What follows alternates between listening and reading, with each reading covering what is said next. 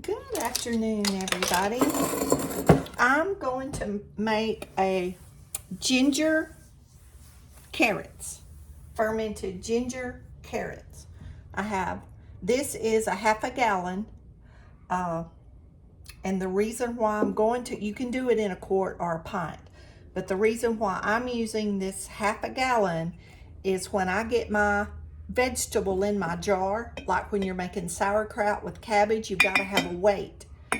The jelly jar fits, and if you have one of the smaller ones, like the tiny ones, and I have some of those, y'all, and I went out in the barn and looked through my jars and I cannot find one anywhere, but I know I have them.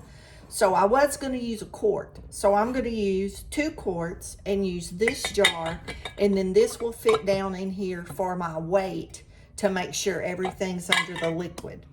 So up to this point, I peeled and grated about 4 cups packed of carrots, y'all. That's a lot of carrots, and I grated those by hand.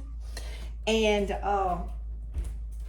what we're going to do now is you can take anything, a wooden spoon, anything that you have, and we're going to add a tablespoon of salt, and that's going to start drawing. This is pink Himalayan salt. This is going to start drawing the water out of these carrots. Carrots and cabbage have a lot of water, and so you have to press them. Some people say pound them. And y'all, sometimes this takes a good 10 minutes. I would do it at least 10 minutes. I'm not going to do the whole 10 minutes, I don't think. I might talk through the whole time and do that. I have done that when I tell y'all I'm not going to. But I wanted to show y'all how dry that was. And we're just going to work that. We're going to work that salt through there, and it's going to start drawing that water. And for those of you that, even eat squash or anything like that, y'all know as soon as you salt it, it gets wet. It starts pulling the water. And we want to get a lot of water out of here because we don't want to add extra water to this if we don't have to. Because then when it sits and it pulls the water out of your vegetables, it's going to overflow. So another tip, just in case it does overflow, if you're making sauerkraut, which I have many times. I don't think I've done it since I've been doing YouTube, made a video on it, but I may do that because I've been getting a lot of cabbage. And any of these fermented vegetables is very good for your gut health. And you only have to eat a small amount of one or the other. You don't have to eat all this stuff in one day, y'all. Don't let it overwhelm you to the point that you don't even know what you're doing. Because I've had people question me about, what I know about it, but y'all, most everything I learned was from asking questions and watching YouTube videos. And I've been doing this probably about 12 years now, doing a lot of this stuff for about 12 years because I had to have colon surgery, which it wasn't the surgery was not my fault. I'll explain this. I've explained it in other videos, but I'll explain it in case some of y'all don't know. I had a previous surgery in my 20s, and I'm now in my 60s. So in my 50s, I had surgery, and adhesions from my other surgery twisted my sigmoid colon, and it got so infected. It took about 8 months before they figured out exactly what it was, what was going on. We went through several things and antibiotics and medicine and all kind of stuff, and they finally got me to a surgeon. And you know how medical stuff is. You got to go through this and this and this and this, and then if it don't get better, they'll finally refer you to somebody. Well, I almost died before they got me there because that infection would have definitely killed me. And at that point, I had probably lost about 30 pounds because for weeks I had only been able to eat a half of a cup of rice or a half of a baked potato, because I knew if I eat, I was going to become violently ill. And you see, I'm resting, my hand gets tired. Even if you need to walk away from this, take a clean towel, cover it so bugs, gnats and stuff don't get in it. You know, go do what you need to do and come back. And I am watching the clock. And so that's getting a lot easier to press. I see it is getting wet. But these will sit on the cabinet and ferment 3 to 5 days, 3 or 4 days, depending on the temperature in your kitchen. That's what's going to be the key, is the temperature in your kitchen and where this jar is sitting. So, you know, after a day or two, you can taste of it. And as soon as it tastes, you know, like you want it to taste, refrigerate it, start eating it. This is good. Oops. This is good on hot dogs, salad, in your coleslaw, just a side. Add some sweet raisins to it. Actually, I have thought about fermenting raisins in this mixture because I've done that before. I mean, I've fermented raisins in other things, but I've never put them in with my ginger. Y'all, I'm just flipping these carrots everywhere. I have 1 heaping tablespoon of grated ginger. Y'all, I'm gonna go ahead and add that so that can be getting mixed up, and press the juices out of that as we're doing this. But I'm gonna jump off of here and let this sit for a bit, maybe covered, and press it some more.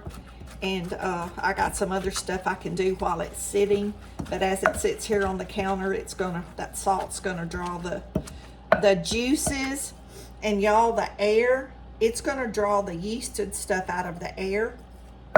This is what it's gonna help ferment it.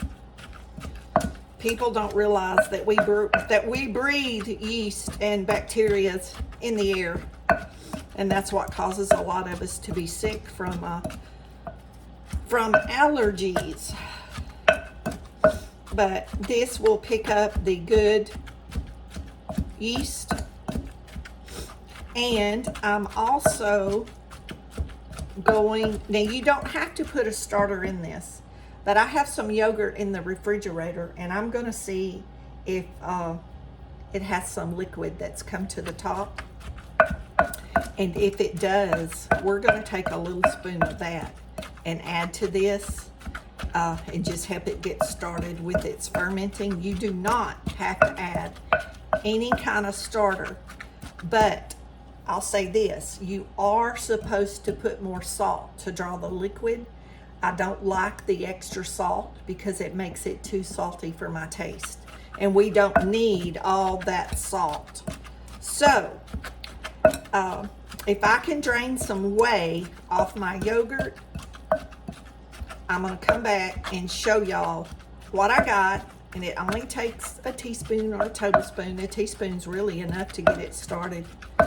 And I'm gonna add my yogurt culture to this. And if you have made this and you have an old jar, you can take some of the juice out of the old jar and it'll give this a little boost. But anyway, y'all, there's so much that you can talk about these fermenting and canning. There's so many ways of doing things. Don't think one way's right and one way's wrong. As long as you get the end result that you want, it's the right way. And there's many ways to do this, and from trial and error, I've just found the ways that work the easiest for me. Like, all these people do all these extra steps for their kombucha. My kombucha I can do in like 3 minutes if my tea's made. Like I don't go through all those extra steps. I used to do all this extra stuff, but you don't have to do that. You really don't have to do that. And once the bacteria starts growing in the tea, I mean, it's or something like this, it's protected as long as it's under the water, the brine. That's what you want. It is protected from the bad bacteria. So, and you will know. You'll say, well, how do I know if it's bad? Trust me, it's going to look bad. It's going to smell bad. It's going to taste bad. You don't have to worry about not knowing. Okay, this has been sitting for a little bit, and I had some whey that had come to the top of my yogurt. So I was able to get that's probably about 3/4 of a tablespoon. So I'm going to add that whey. And that's going to help our fermentation start a little faster. You don't have to put that in. I'm going to tell y'all again. You don't have to put that in. But just that little bit of bacteria, the good bacteria and yeast, is gonna give this a jump start. You don't need sugar. I guess you could put sugar in it if you wanted it. But the nice thing about carrots is they're sweet. So you just get a nice flavor of the ginger and the carrot and in the fermenting. And see, even doing this, see, it's making the carrots soft. So the carrots will have a softer texture, more like a cooked carrot. But y'all can even hear that. That's because the juice is coming out. And that's what we want. We got to get that juice out of those carrots to cover the carrot mixture. We got to get it covered. So we're just going to keep working this and letting it sit on the counter, and hopefully we'll get enough juice drawn out of it that we don't have to add any kind of liquid, which would just be, boiled or distilled water. Y'all, it ain't rockets. It ain't rocket scientists. Don't make it too complicated if it ain't. I'm trying to push that over and see if I can get some of that liquid running down in there so y'all can see it. I don't think y'all can see that. I can see it, but I don't think y'all can. Anyway, we got carrot juice. It's nice and orange down in there. Okay, let me work with this a little bit more. See if I can get some more liquid. We need some more. And like I said, it's okay to cover it and just let it sit a little bit. Just let the salt work. And, put it in your jar when you're, that'll give me time to get my funnel and stuff out for this procedure. Okay, while we were letting this sit and letting the water come out, the juice come out, I found my small jar I was looking for. So I've changed it to a quart. So I cleaned this quart jar up, and we're gonna try it like this. I was scared after this, the water started coming out. I'm scared there'll be too much room at the top of that big jar, and my little jar would not keep it pushed down like it was supposed to. So I was thinking I was going to use the big jar, so this may be way too much. So we need to pack this down though as we put it in here. You don't want any air pockets, and you'll need to go back and get the air pockets out. And y'all, I have a tool for that. And now that I'm looking for it, I don't know where it's at. I'll have to find it. Mine has a magnet on it, and I usually have it stuck on something. It's probably up there in the cabinet with all my canning stuff, because I haven't hardly canned anything in the last couple of years, so it's just been up there. Everything's just been sitting up there.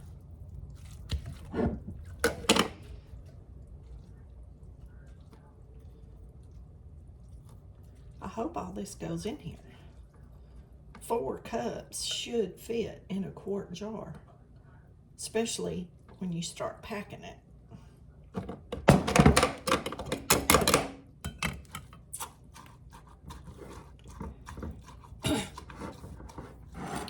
But can y'all see?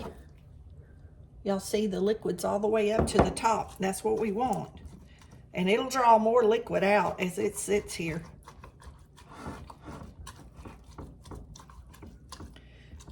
We don't want any. Can y'all see that liquid moving? See that liquid? I know my lighting is not very good in here.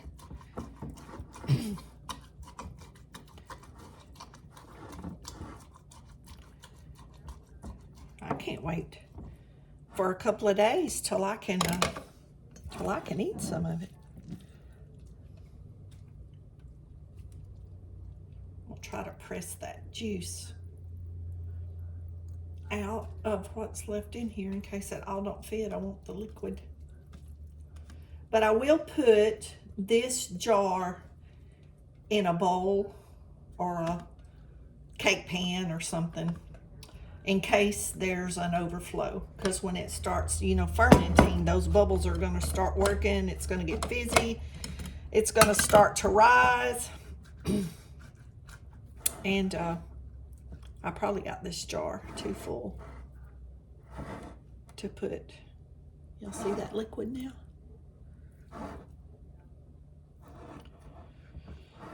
My jar, nope, not quite. I'll take just a little bit out. I may just have to eat that. I'll eat that on something. Carrots and ginger. I have to make me some lunch. I may put that in, incorporate that in with.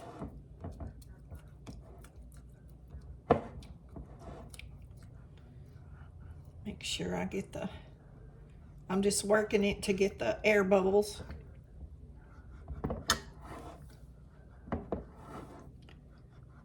Get the air bubbles out. And a lot of people think you got to have a big crock to ferment cabbage or anything. Y'all, that's not. And you don't have to have no special jar lids, because you can put a cloth on the top of the jar lid. I just happen to have a bunch of these little plastic ones for storage, and they work perfect for fermenting because they don't seal, you know, totally tight, and they'll burp. They'll raise up and burp. So we do want to get all that.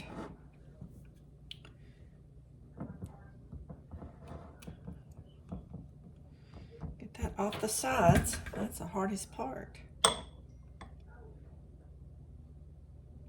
And y'all, I have cut the top out of like a plastic dish, a butter dish, and put that piece of plastic in a jar. It will work down in here and fit perfectly onto the sides of that.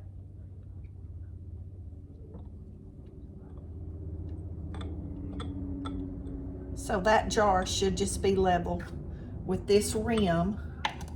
So this goes on here, and mine's going to be a little bit cloudier than if you don't use the yogurt culture. But that's our carrots and our ginger, and we're going to let this sit over on the cabinet about 2 or 3 days. Then I'm going to taste of it, and probably in 4 or 5 days it'll be ready to eat. But it'll start fermenting, and you'll see all these little bubbles coming up. And I got a pretty full jar, so I'm going to set mine in a bowl. Like I said, if it leaks over, it'll just go into the bowl. I can wash the bowl out. You don't have a mess on your cabinet. So under all my fermented stuff, my kombucha, kefir water, everything that I do, I have it sitting in something, some kind of small plastic container. It's just the best way to, that's just the best way to go. And then you don't have any any big messes. You can just take your pan and rinse it out. But anyway, this is our, let's see if I can get y'all over here closer to the window. This is our jar of fermented carrots and ginger root. And if y'all don't grow ginger root, you should, y'all. It's one of the easiest things to grow, and it has the most beautiful fall flower. It's one of the last things in the fall that blooms, and it has a real waxy flower and smells divine. But they don't bloom till the fall. But I've had ginger root, y'all, I've probably grown ginger root for close to 15 years. One of my friends gave me some out of her garden many, many years ago. She's passed away since then. But ginger root's very easy to grow, and it multiplies really, really fast. So don't be scared to try something new. And I'm sure I'll let y'all know in another video how this turns out. Y'all be blessed. Know you're loved. Jesus loves you more. And we'll see y'all in the next video. I'm going to update y'all at the end of this video. What is this, the third day of the ginger bug? Y'all look at, see all the bubbles? See how it's working? It's working. It's fermenting. And y'all, it smells so good. Ooh, smells like ginger beer. Anyway, it's almost ready for us to use, another day or two. And I'll be back with a video to show y'all how to make some other ginger drinks that will be very, very good for the spring and the summer. And also, it's a healthy drink. Y'all, a lot of these kids would drink. Kids would drink these drinks. They wouldn't know the difference if adults didn't go yuck, whatever y'all do, and make these noises and these faces, because y'all are the ones that usually teach these kids not to like this stuff. Because I know families that have raised kids to eat this stuff, and those kids don't like the junk food because they were never taught to eat it. My son never ate it, not till he was older. It wasn't in our house. All he knew was food that was homemade, stuff from the garden, and fruit. He didn't know what junk food was, because me or his dad didn't eat it, so we never had it in the house. And the snacks he had, he wasn't deprived of food by no means, but it just wasn't the quick process. Like, all my friends were like feeding their kids Weenie Weenies and, you know, Oscar Mayer weenies with all that red dye and all that stuff. And I didn't feed that stuff to my son. You know, he got birthday cake at birthday parties, and, you know, he got, you know, cake and pie, you know, at the house, homemade stuff. But he didn't get the junk food, the Miss Debbie's and all that, till he was like junior high or high school before he started eating that stuff, because I wouldn't bring it in the house. Anyway, y'all be blessed. Know you're loved. And we'll be back with some more fermenting and show y'all how to use this ginger bug. But I took the carrots over on the cabinet, and this was sitting there, and I uncovered it, and I said, oh, I need to show them how it's working. So I'm going to add a spoon of sugar, a little more ginger, and a few spoons of water until we get, you know, a good amount in here. And then once we start using it, we'll take about 1/4 of a cup out, and then we'll add a spoon of sugar, a little ginger, and some more water, and we'll keep feeding it, and it'll just keep growing, and we can keep using it. So it's a great thing for your body. It's healthy for your body. And y'all, it's something that's so easy. Ginger, water, and a little raw sugar. Because of the bacterias, it is so healthy for you. And if you don't understand about the bacterias, Google it and read about it, y'all, because it's just, there's just so much information and so much stuff that people have gotten away from. You know, back a long time ago, fermenting food was how they how they, they would do something like this to store their ginger, to be able to use their ginger. Because I can take this ginger out of here and use it in other recipes, and then I'm getting the probiotics from this ginger. But there's so many ways to preserve your food, and because of marketing and in the late 50s and early 60s, when all the TV dinners and like Tang and all the stuff for the astronauts came out and all that stuff, people saw the opportunity to make money. And y'all, they're not worried about if it's giving us cancer, if it's killing us. So, like I said at the beginning of the year, try to change one good habit. Try to change one bad habit into one good habit. We'll see y'all in the next video. Y'all, I could talk about this for days because it's that important to me. It is that important, and I believe in it like I believe in Jesus.